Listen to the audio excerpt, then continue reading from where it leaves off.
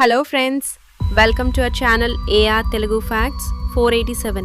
మన ప్రపంచంలో ప్రస్తుతం ఎక్కువగా వార్తల్లో వినిపిస్తున్న విషయం ఇరాన్ మరియు ఇజ్రాయెల్ మధ్య ఉన్న ఉద్రిక్తత. ఎందుకు ఈ రెండు దేశాలు ఒకదానితో ఒకటి ఎప్పుడూ విభేదాల్లో ఉంటాయి? ఎందుకు యుద్ధం జరిగే పరిస్థితి వస్తోంది?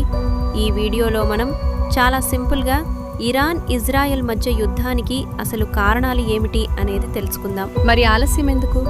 Let's start our today video. ముందుగా కొంచెం చరిత్ర తెలుసుకోవాలి.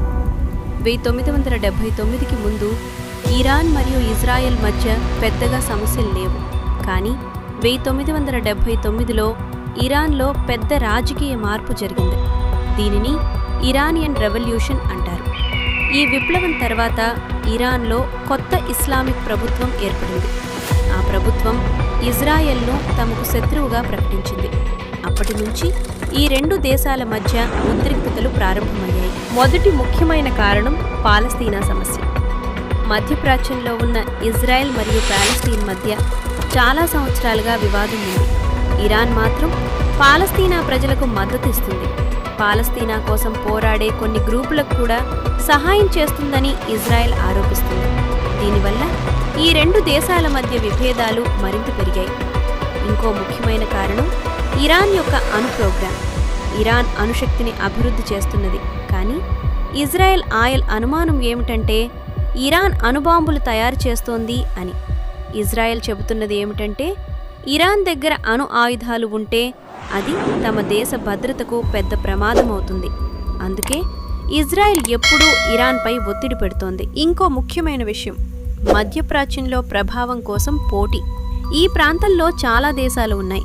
ఇరాన్ కూడా తన ప్రభావాన్ని పెంచుకోవాలని చూస్తోంది. అదే సమయంలో ఇజ్రాయెల్ కూడా శక్తివంతమైన దేశంగా ఉండాలని ప్రయత్నిస్తోంది.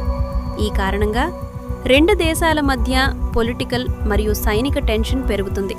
ఇటీవల కొన్ని సంవత్సరాల్లో పరిస్థితి ఇంకా టెన్షన్గా మారింది.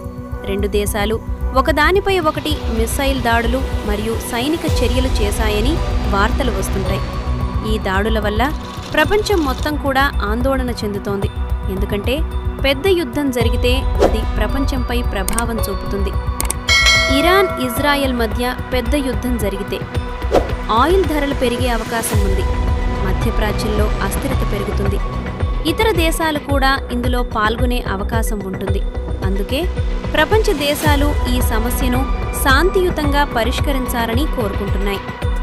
మొత్తానికి చెప్పాలంటే ఇరాన్ మరియు ఇజ్రాయెల్ మధ్య సమస్యకు ప్రధాన కారణాలు చరిత్రాత్మక విభేదాలు, పాలస్తీనా సమస్య, అణు ఆయుధాల భయం, మధ్యప్రాచ్యంలో అధికారం కోసం పోటీ.